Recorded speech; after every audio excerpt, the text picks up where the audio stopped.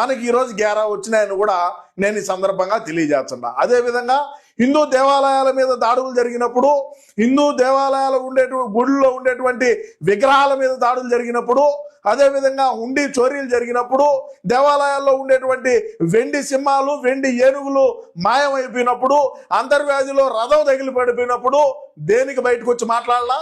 ఏడ నోట్ల గట్ల మీద పడుకున్నారా? ఏడ పబ్జి ఆడుతూ ఉన్నారా?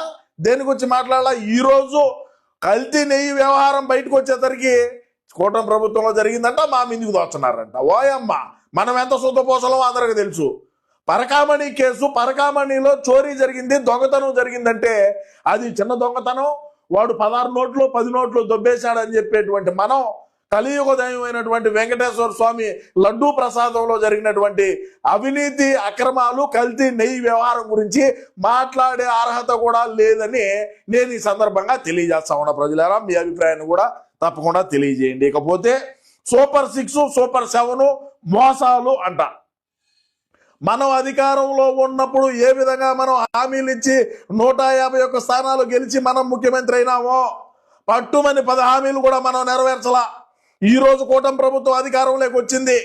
అదేవిధంగా చూసుకుంటే ఇరిగేషన్ ప్రాజెక్టులు కావచ్చు, పోర్టు పనులు కావచ్చు, అమరావతి పనులు కావచ్చు, పోలవరం కావచ్చు, రాష్ట్ర అభివృద్ధి కావచ్చు, రాష్ట్రానికి వచ్చేటువంటి పరిశ్రమలు కావచ్చు, రాష్ట్రాన్ని ఏ విధంగా అభివృద్ధి బాటలో నడిపించినారనేది ఒకసారి బయటకు వచ్చి, నీ కొంపకా నుంచి తాడేపల్లి ప్యాలెస్లో నుంచి బయటకు వచ్చి రాజధాని వైపు పో.